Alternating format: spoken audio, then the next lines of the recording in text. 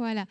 Je vais commencer tout doucement à vous parler du programme pour le reste de la journée.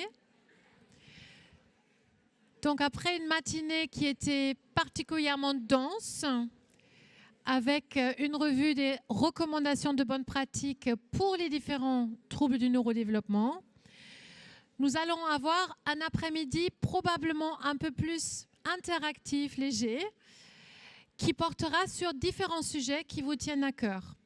Tout d'abord, on va parler de l'impact du diagnostic sur le quotidien. Je vais introduire cette session par la suite, suivie par une session sur la formation des professionnels au TND. Qu'est-ce que ça change ? On va très brièvement, probablement plus court que ce qui est affiché, vous reparler du centre d'excellence, quelles sont les missions d'un centre d'excellence et vous donner une idée comment vous pouvez bénéficier de ce centre d'excellence.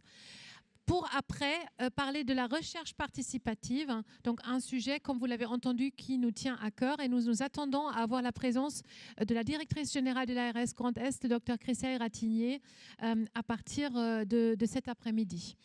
La première session de l'après-midi concerne le diagnostic. Nous en avons parlé ce matin. Il y a différentes façons de faire des diagnostics. Il y a les diagnostics catégoriels, fonctionnels et étiologiques, comme vous avez entendu. Mais ce diagnostic reste un élément extrêmement important du parcours des personnes concernées et de leur famille.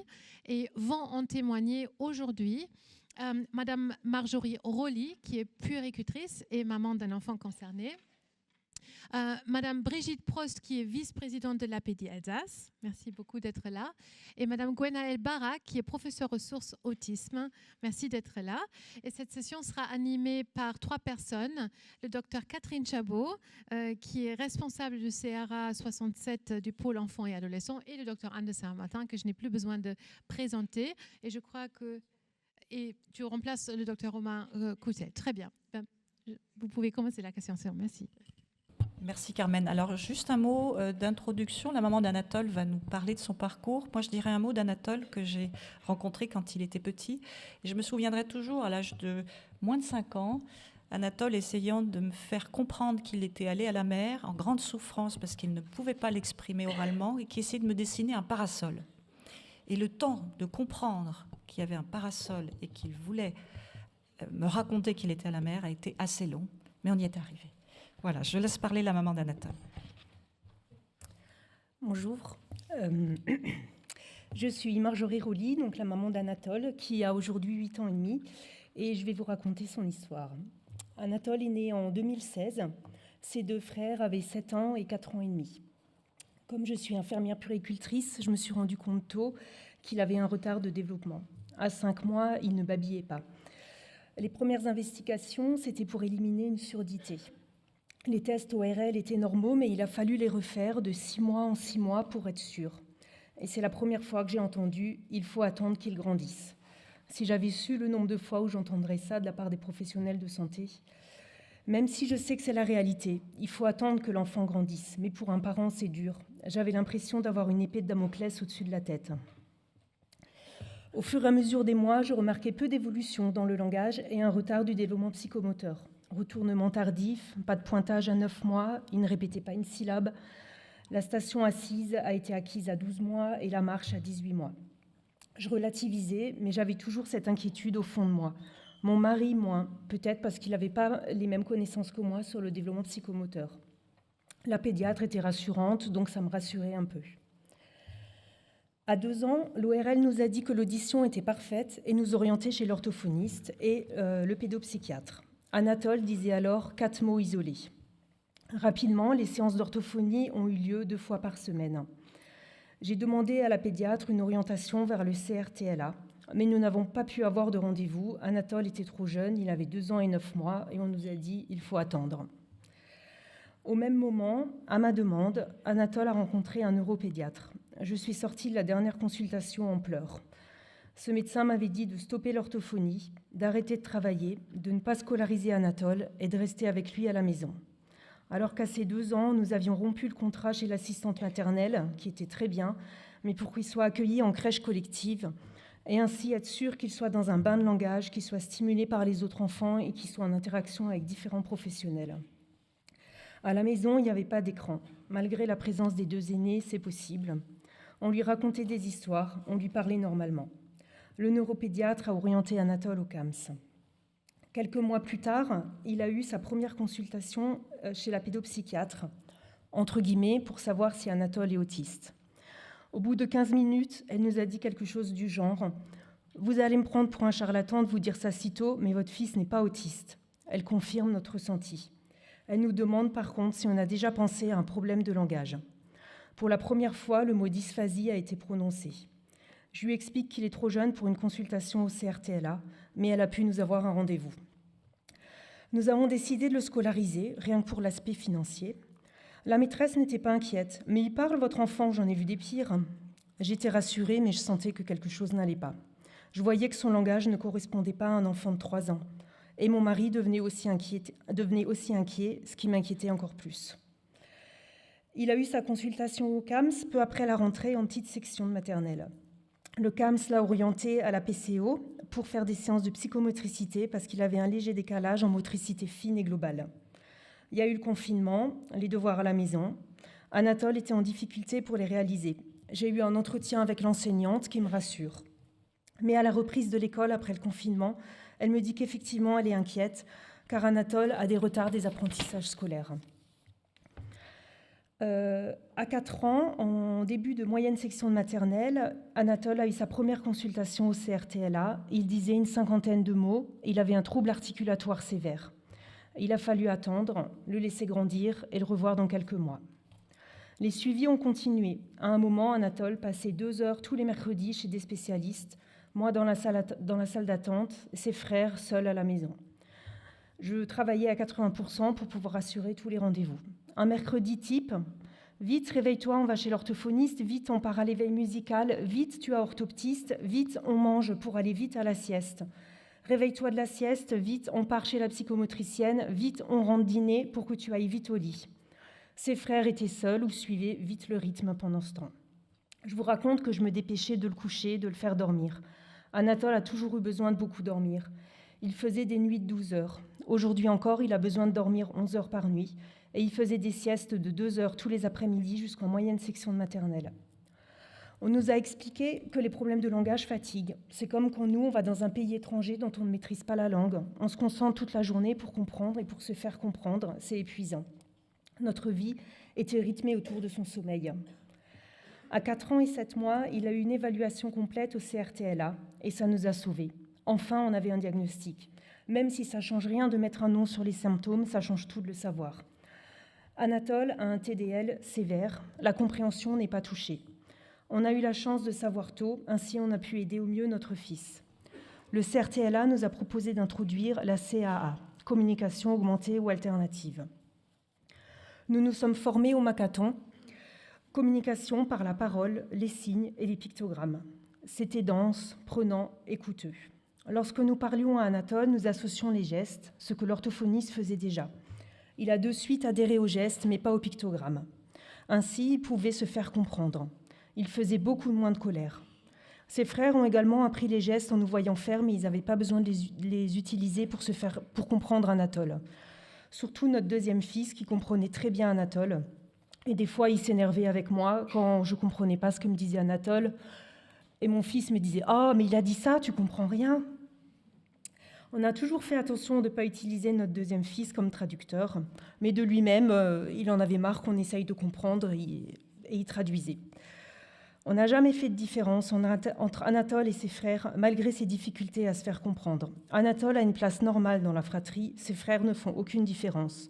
Au contraire, des fois, ils ne sont pas tendres avec lui. « Bon, tu l'as dit ta phrase, tu mets 3 heures à parler. » En moyenne section de maternelle, nous avons demandé pour l'année scolaire suivante une AESH, le CESAD de Saint-Charles et l'accueil de jour de l'ITEP Saint-Charles.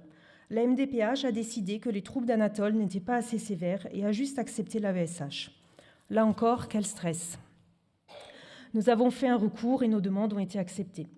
Nous étions loin de savoir que ce n'était pas fini. Très peu de places sont disponibles à l'Institut Saint-Charles. J'ai eu l'opportunité de participer au groupe de psychoéducation organisé par Saint-Charles. J'avais ainsi une meilleure compréhension du trouble du langage et de ce qui est associé. Par exemple, il n'a jamais supporté quand ses chaussettes étaient trop serrées. Les coutures des chaussettes le dérangeaient aux orteils. Les étiquettes des vêtements le dérangeaient. J'ai appris à ce cours, entre autres choses, grâce à ce groupe de psychoéducation, qu'ils ont une hypersensibilité et que c'est des choses courantes chez les enfants qui ont un trouble du développement du langage. En grande section, Anatole a eu son entretien d'admissibilité à Saint-Charles. Quelques semaines plus tard, c'était presque le plus beau jour de ma vie, Anatole était admis. Il était ravi de changer d'école parce qu'il irait en train. Il avait aussi conscience que cette école était plus adaptée pour ses difficultés de langage que le CP de notre ville. Saint-Charles, c'est un ITEP spécialisé dans les troubles 10, unique dans le Grand Est, situé à Schiltigheim. Il y a un système de ramassage en train avec une accompagnatrice. Plusieurs enfants montent à des gares différentes, puis les éducateurs de Saint-Charles cherchent les enfants à la gare de Strasbourg et les emmènent à Schiltigheim. Depuis qu'il est là-bas, on a vu notre enfant renaître. Il s'est épanoui, il avait des copains, il a beaucoup progressé en langage et il était content d'aller à l'école, contrairement à la maternelle où il pleurait car il avait conscience de sa différence.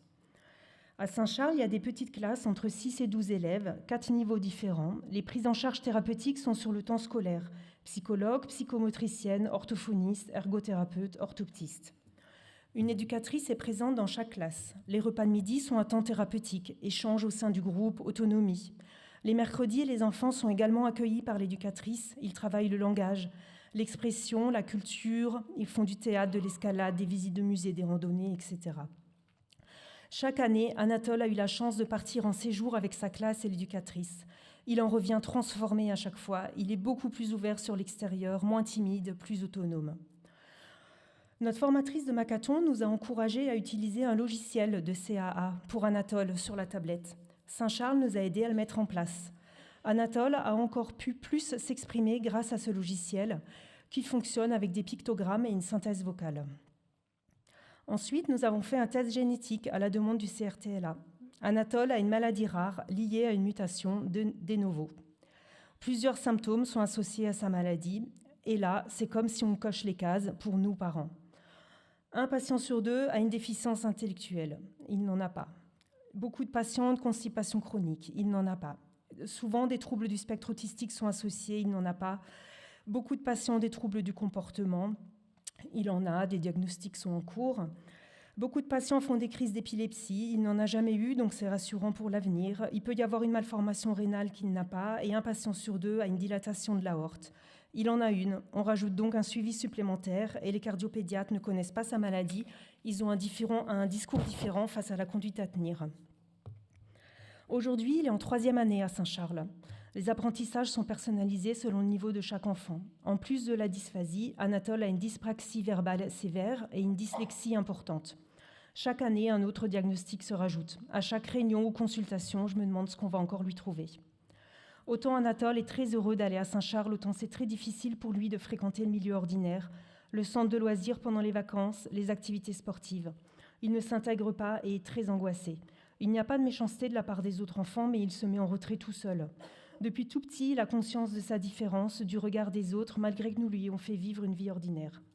Maintenant, Anatole est compréhensible, même s'il a des difficultés de prononciation, de syntaxe, conjugaison et grammaire quand il parle. Tout le monde peut le comprendre en faisant un effort. Depuis sa naissance, comprendre Anatole demande un effort. J'ai souvent dit « je suis fatiguée du cerveau ». Se concentrer pour comprendre sans avoir à lui faire répéter de nombreuses fois, parce que ça engendre des colères, deviner ce qu'il veut dire, traduire ce que ce mot-là veut dire, être patient le temps qu'il forme sa phrase, le temps que les mots sortent de sa bouche. On a mis quasiment 1 an à comprendre ce que voulait dire una pita. Et on essayait de comprendre dans quel contexte il le disait, s'il l'avait entendu à l'école, à la maison, dans un livre, si c'était du français ou une autre langue. Un jour, on était à un passage piéton, le feu était rouge pendant très longtemps, et là, il nous dit « una pita ». On a compris que ça voulait dire 1 heure plus tard. On a mis 1 an à comprendre ça. Lorsqu'Anatole est rentré à Saint-Charles, c'était le plus jeune de l'école. Le plus jeune parce qu'il a eu la chance que le diagnostic soit posé tôt. Lorsque je discute avec d'autres parents d'élèves de Saint-Charles, ils me racontent combien leur enfant n'était pas épanoui en classe ordinaire. Pourquoi n'y a-t-il pas plus d'établissements adaptés pour les élèves 10 ? Nous profitons du présent. Il a la chance d'être scolarisé à Saint-Charles. Mais après, que fera-t-il ? Ira-t-il en Ulysse ? Où il aura peut-être des enfants avec un trouble du comportement, Ou pourra-t-il aller au collège standard, mais il sera en difficulté? Même si on essaye de ne pas penser à l'avenir, on s'inquiète toujours, encore, et il faut attendre.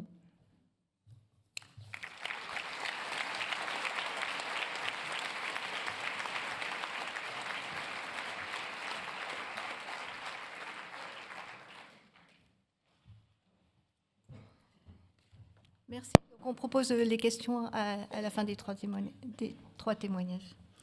Alors, Brigitte Prost donc, est vice-présidente de l'APEDI.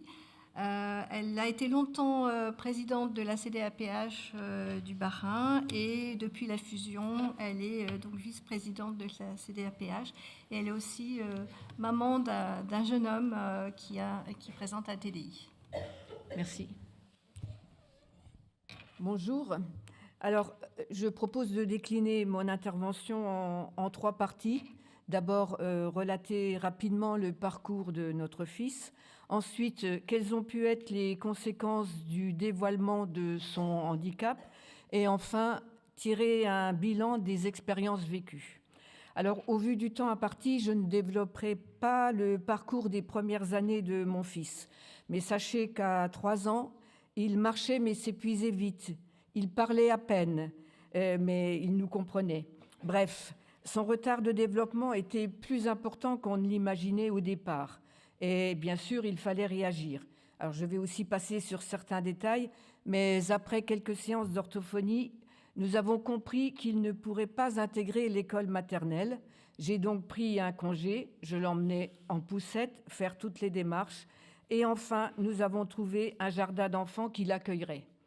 Ouf, c'était déjà un point positif. Et après cette année en jardin d'enfants, il fallait continuer à chercher des solutions. Mais tant pour mon équilibre personnel et familial que pour des questions financières, il n'était pas question que j'arrête de travailler. À l'époque, il y a plus de 30 ans, les choses étaient plus simples. Et la directrice de l'école maternelle de quartier a accepté de le prendre en première année de maternelle. Mais très vite, premier constat, il ne rentre pas dans les apprentissages et la maîtresse me dit « Bien que très gentil, il me démonte tout ».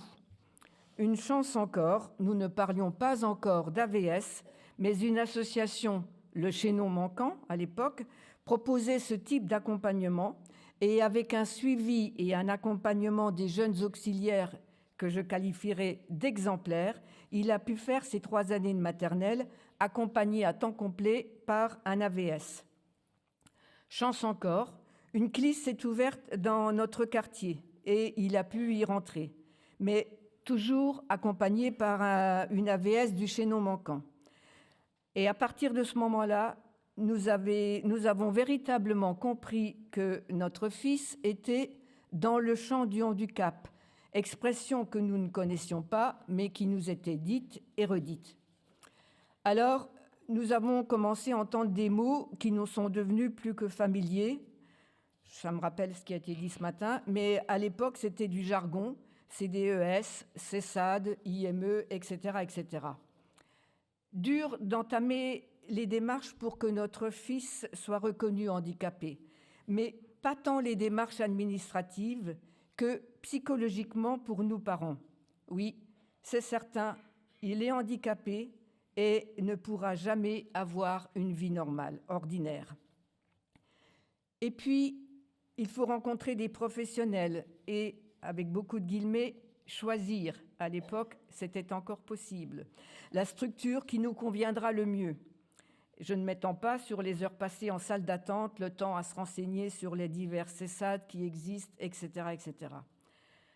Après moult démarches, nous avons rencontré les membres d'une association qui correspondait à notre vision de l'accompagnement d'une personne handicapée intellectuelle. Oui, nous savions ce que nous voulions, même si, comme le dit justement M. Serge Ebersold, l'annonce du handicap est un dévoilement. Et je pourrais ajouter aujourd'hui un dévoilement durable. À sa déficience intellectuelle sévère, s'est ajoutée une épilepsie grave. Car ce dévoilement se fait en avançant. Au début, on espère qu'il pourra continuer à l'école ordinaire.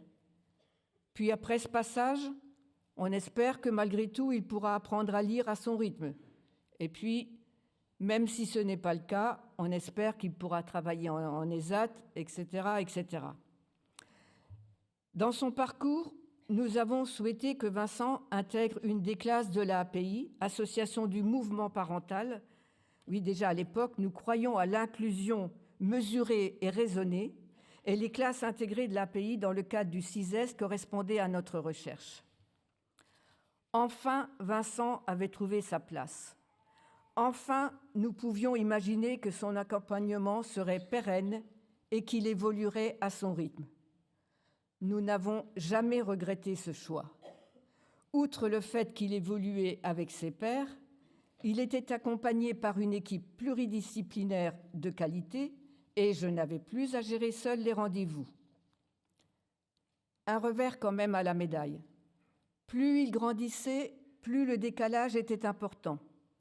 Et comme aujourd'hui encore, il n'est pas possible de le laisser seul.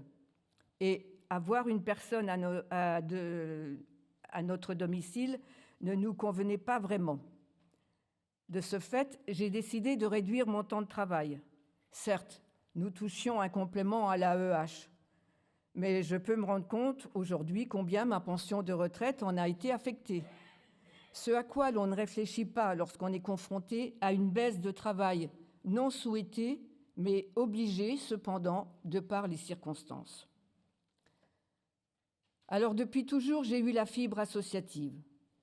Nous étions satisfaits de l'accompagnement proposé à notre fils, et c'est donc tout naturellement que j'ai souhaité m'investir auprès du conseil d'administration de l'association gestionnaire des établissements où Vincent a été accompagné. Elle est encore aujourd'hui. Petit à petit, mes engagements ont évolué et rapidement après le vote de la loi 2502, j'ai souhaité intégrer la CDAPH en plus de mes engagements associatifs. Oui, nous étions et nous sommes toujours satisfaits des formes d'accompagnement proposées à Vincent. Et malgré les contraintes, malgré les angoisses dues à ses problèmes de santé, malgré, j'ose le dire, l'épuisement parfois, j'ai souhaité, ainsi que mon mari d'ailleurs, continuer à m'investir pour défendre ceux dont on ne parle guère, ceux qui auront toujours besoin d'un accompagnement de tous les jours, ceux dont nous sommes amenés parfois, malheureusement, et avec beaucoup de guillemets, à parler à leur place. Bref, les plus vulnérables, mais aussi défendre les familles les plus démunies qui, aujourd'hui, ne trouvent pas de solution adaptée quant à l'accompagnement de leur enfant. Ce n'est qu'une petite pierre à l'édifice, mais il me serait encore aujourd'hui difficile de baisser les bras, tant la cause des personnes handicapées intellectuelles les plus déficientes est toujours à défendre. Oui, l'annonce du diagnostic est un chamboulement. Mais Vincent m'a conforté dans ma détermination et grâce à lui, j'ai acquis une certaine expérience et j'en tire les conclusions suivantes. Certes, lorsque le handicap surgit, il y a un avant et un après, mais comme dans toute expérience, il faut tenter d'en trouver une force. Vincent vit aujourd'hui en foyer d'accueil spécialisé. Au vu de son handicap, cette situation semble bien lui convenir, et à nous aussi. Alors je ne vais pas raconter toutes les bêtises qu'il a pu faire. Nous en rions aujourd'hui, mais certaines auraient pu être graves.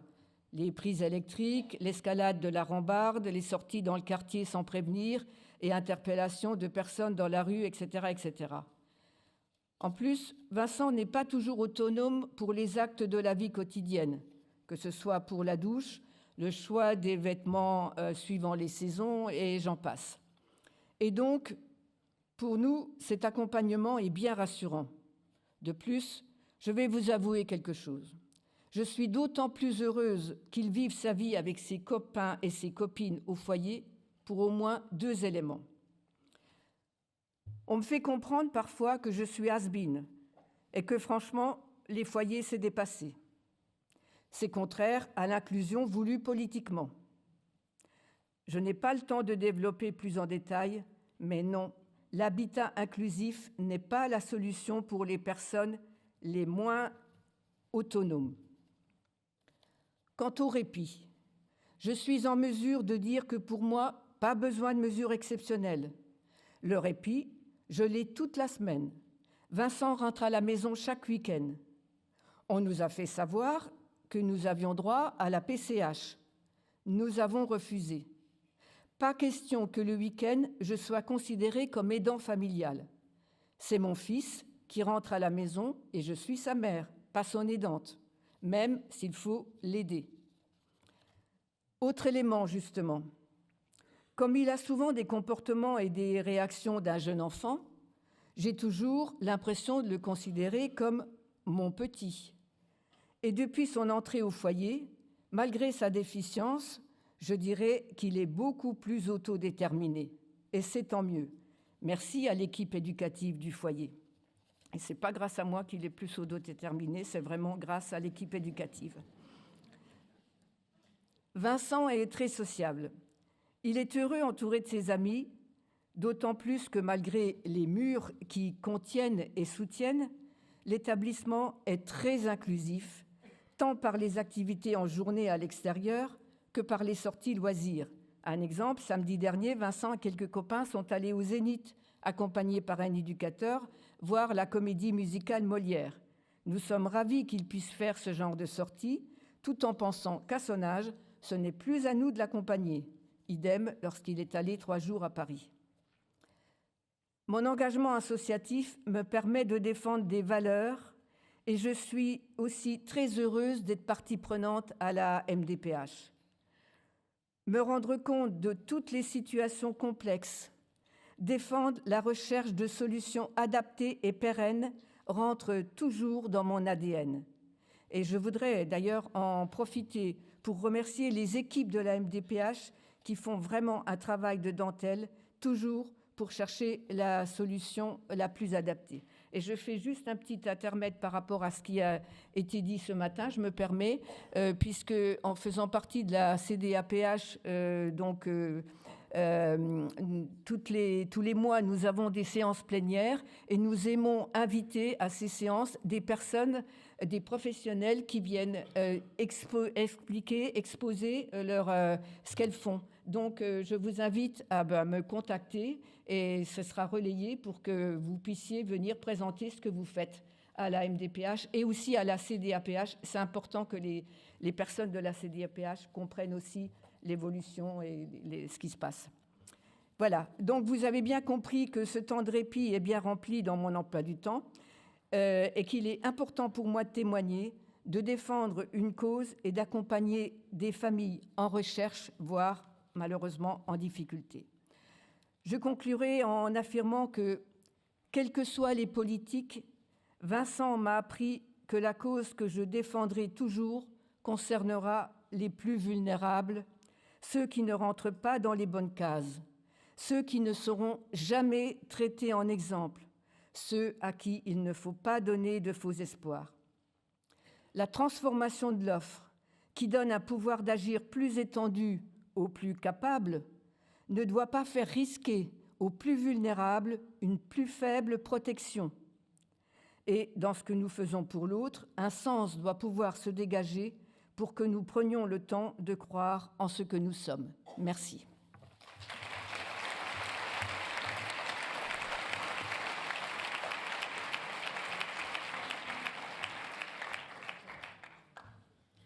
Merci beaucoup. Donc, nous allons passer au 3e témoignage. Donc, Madame Barak, qui est coordinatrice pédagogique du CESA d'autisme du Lidenheim et professeure ressources autisme au sein du service départemental de l'école inclusive et qui est aussi par ailleurs maman de 3 enfants autistes sans déficience intellectuelle. Merci. Bonjour à toutes et à tous. Donc effectivement, j'ai plusieurs casquettes. Aujourd'hui, je viens avec ma casquette d'enseignante, professeure ressources autisme, en tant qu'enseignante à la base, parce qu'en tant qu'enseignante, j'ai été aussi confrontée à l'accueil de profils d'élèves particuliers qui ne rentraient pas dans le cadre. En tant que maman, j'ai aussi subi, en tout cas subi non, j'ai vécu l'impact du diagnostic. Et puis quand on a 3 enfants, je ne sais pas si on s'habitue au diagnostic, mais dans tous les cas, on le vit au quotidien, x3. Alors aujourd'hui, je suis effectivement là en tant que professeure ressources autisme au sein du service départemental de l'école inclusive. Et concernant l'impact du diagnostic sur les enseignants, je voudrais avant tout préciser que malgré les 20 ans de la loi 2005 que nous fêtons cette année, et qui a pour conséquence que l'école, depuis 20 ans, s'est ouverte aux différentes formes du handicap. Néanmoins, malgré cette habituation, cette sensibilisation au handicap en classe ordinaire, néanmoins, l'impact du diagnostic, quand il arrive dans une classe pour un élève, ou même voire pour plusieurs élèves, ça a toujours un retentissement non négligeable. Et je dirais que lorsqu'il s'agit d'un diagnostic d'autisme, l'impact est vécu différemment. Et ça, c'est une réalité. Ce que j'aimerais aussi préciser, c'est que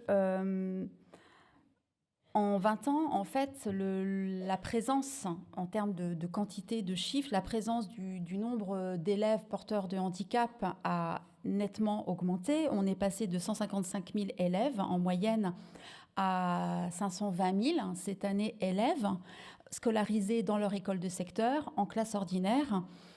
Et pour autant, l'école inclusive reste un défi de tous les jours.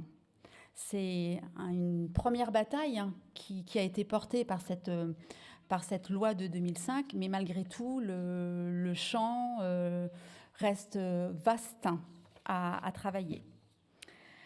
Concernant l'impact du diagnostic d'autisme sur les enseignants, il sera différent selon le contexte d'exercice de ces professionnels.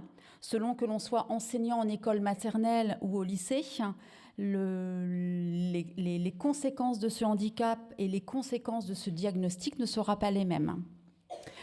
Au lycée, c'est parfois, souvent, très difficile de faire admettre ce diagnostic aux enseignants parce qu'ils ont en face d'eux des élèves qui ont réussi grâce à des compétences d'adaptation, grâce à des stratégies de compensation, ils ont réussi à gravir les échelons, à passer les différentes étapes. Et quand ils arrivent en fin de collège ou au lycée, c'est une très très grande incompréhension de la part des enseignants face à ce diagnostic. Et du coup, la difficulté de mesurer l'importance de prendre en compte ce diagnostic. Et très souvent, les familles, le jeune se trouve face à un mur et c'est une forme de dialogue de sourds qui va s'installer entre l'univers scolaire et la famille. En revanche, concernant les enseignants qui exercent en école maternelle, la question du diagnostic est différente, elle est abordée de manière différente. En premier lieu, ce sont des enseignants, du fait du très jeune âge de ces élèves, ils accueillent en fait tous les profils d'enfants. Et ils ont affaire à une très très grande hétérogénéité en termes de profil de développement, avec des élèves, des enfants qui relèvent d'un handicap ou pas, avec des enfants qui ne maîtrisent pas encore la langue française, avec des enfants qui développent des troubles anxieux du fait d'un environnement qui ne fait pas toujours sens pour eux, avec des enfants qui portent en eux une histoire familiale qui peut développer en fait des comportements difficiles à vivre.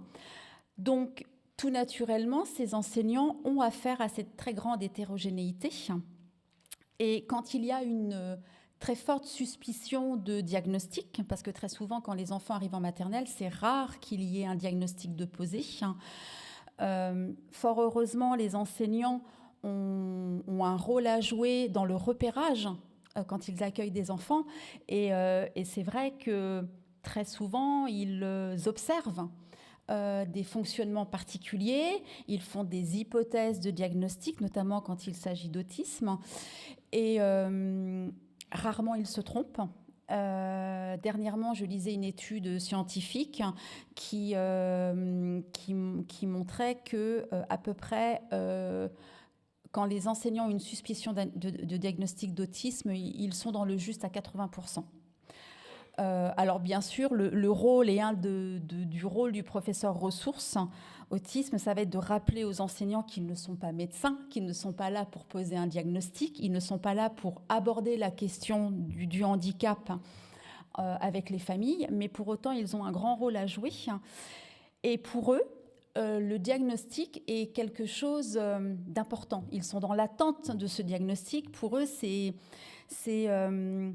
porteur d'espoir en lien avec leur pratique. Très souvent, ils se disent, une fois que le diagnostic sera posé, je vais enfin pouvoir apporter quelque chose à mon élève.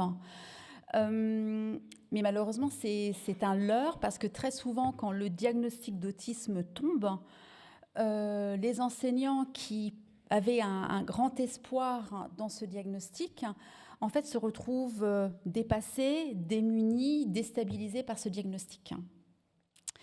Parce qu'un diagnostic, on entre dans le trouble médical, et savoir que tel enfant est porteur d'autisme ou que tel enfant est peut-être TDAH, quand on est enseignant, ce n'est absolument pas aidant. Alors certes, ça nous donne une direction pour chercher l'information. C'est facile en allant sur Internet de lire des articles, de tomber sur des sites qui vont expliquer ce qu'est l'autisme. Mais en tant qu'enseignant, ce n'est pas suffisant. C'est un premier niveau d'information, mais c'est loin d'être suffisant. Parce que ça ne va pas renseigner sur les stratégies, les démarches d'enseignement, sur les pratiques éducatives essentielles. Ça ne va pas transmettre les gestes professionnels qui sont de nouveaux gestes professionnels que les enseignants vont devoir investir et se saisir. Donc quand ce diagnostic d'autisme arrive, tombe, c'est d'un point de vue émotionnel, c'est non négligeable. Et en tant que famille, en tant que professionnel, formé à l'accompagnement des enfants porteurs d'autisme, c'est important d'avoir ça en tête aussi, et de manière à pouvoir comprendre aussi que pour les enseignants, c'est toute une palette d'émotions par lesquelles ils sont traversés. Alors on peut tout naturellement avoir des enseignants qui ont de l'appréhension en se disant mais comment je vais faire ? Est-ce que je vais bien faire ? Est-ce que je vais mal faire ? Il y a des enseignants qui ont réellement peur, peur de ne pas être à la hauteur, peur du handicap lui-même. Quand on ne connaît pas, forcément, l'inconnu fait toujours très très peur. Des enseignants vont aussi être dans le rejet. Alors non pas dans la volonté de rejeter l'enfant, mais par cette peur du handicap, il y a une réaction de protection et l'enseignant va être dans le rejet. Et parfois, on peut l'observer quand je vais en classe, quand mes collègues professeurs ressources, vont en classe, on peut le constater avec l'enseignant qui ne va pas du tout considérer cet élève comme faisant partie de son effectif, de ses élèves, de son groupe d'élèves, en laissant en fait à la charge de l'AESH ou de tout autre professionnel présent en classe la charge de la responsabilité pédagogique, éducative pour cet enfant, pour cet élève. Il y a certains enseignants qui portent en eux une très grande culpabilité. Culpabilité parce qu'ils se disent « Ah, si j'avais su avant que mon élève était porteur d'autisme, je n'aurais pas fait ça. J'aurais été peut-être plus patient, plus bienveillant. » Et en fait, dans tous les cas, ce que je voulais aussi mettre, parce qu'il y a la maîtresse du temps qui me fait des signes, donc ce qui est important à avoir en tête, c'est que dans tous les cas, il y a quand même une volonté de vouloir accueillir ces enfants. Même si l'environnement ordinaire, et ça je rebondis sur ce que j'ai entendu, ou l'environnement d'une classe ordinaire n'est pas toujours adapté, on peut entendre que ce soit un choix de la famille, de la part d'une famille, des injonctions parfois politiques, mais pour certains élèves, l'environnement ordinaire d'une classe ordinaire est parfois source de souffrance. Juste un dernier petit point, je voulais juste pour limiter en fait l'impact de ce diagnostic en direction des enseignants. Ce qui va être important, c'est de pouvoir, pour l'enseignant, de travailler dans un cadre collaboratif, partenarial, et c'est vraiment un levier essentiel. On ne peut pas travailler tout seul, dans son coin. D'autant plus que toutes les pratiques éducatives inclusives qu'on demande aux enseignants de mettre en œuvre, je le rappelle, relèvent de gestes professionnels qui sont hors cadre de la formation initiale des enseignants. Et que malgré toute la volonté des enseignants, s'il n'y a pas une formation, que ce soit dans le cadre d'une formation initiale, s'il n'y a pas d'information, de sensibilisation concernant les besoins de cet élève, que cette information vienne de la part des enseignants ou vienne de la part des professionnels qui, eux, sont formés, c'est que par ce biais en fait, du partenariat, de la collaboration, des échanges en intermétier, que les enseignants prendront de plus en plus confiance en eux, auront une meilleure estime d'eux-mêmes par rapport à leurs gestes professionnels. Et je voulais finir sur une note positive, c'est que malgré tous ces défis et ces obstacles, le diagnostic, quand il arrive dans une classe, dans une école, est souvent porteur d'une dynamique positive. Voilà.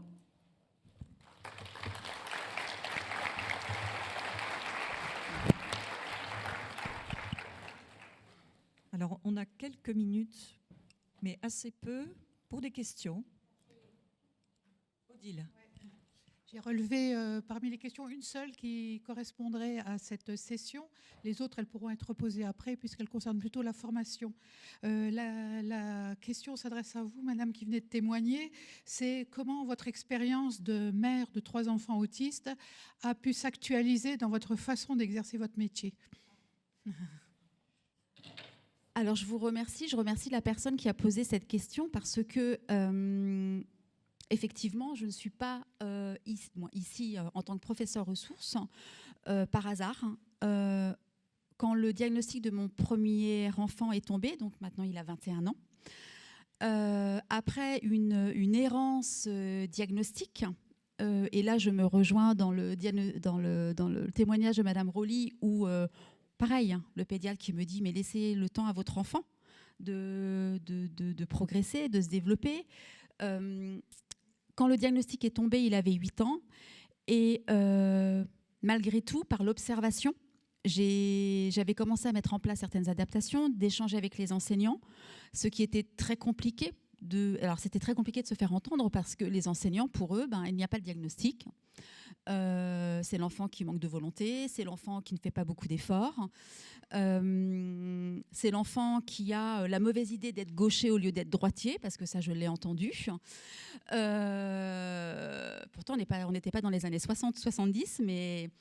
Et donc, j'ai développé des compétences en tant que maman. Et c'est vrai que mon regard d'enseignant m'a aussi aidée, parce que... avec certains de mes élèves, parce que dans ma classe, j'avais des élèves avec des profils différents, dyslexiques, dysgraphiques. Donc, je m'étais essayée dans ma pratique à des adaptations. Et en joignant ces 2 expériences de maman et d'enseignante, petit à petit, je me suis vraiment intéressée à cette question de l'autisme, de comment répondre aux besoins et au fonctionnement particulier propre à l'autisme. Et je me suis formée en tant que maman. Et grâce au CRA, grâce au réseau parents, organisée par le CRA de Rouffach, parce que moi je suis dans le 68. J'ai participé à des formations.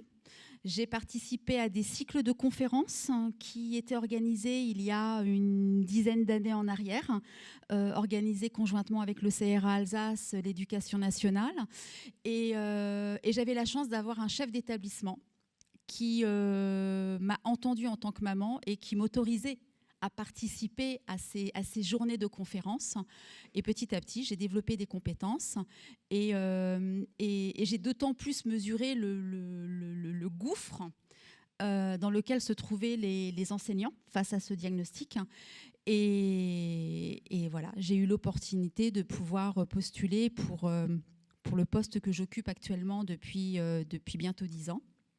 Et je ne regrette absolument pas, parce que je peux faire partager mon expérience en tant que maman en direction des familles. C'est vrai que j'ai un regard différent peut-être qui se porte sur les familles.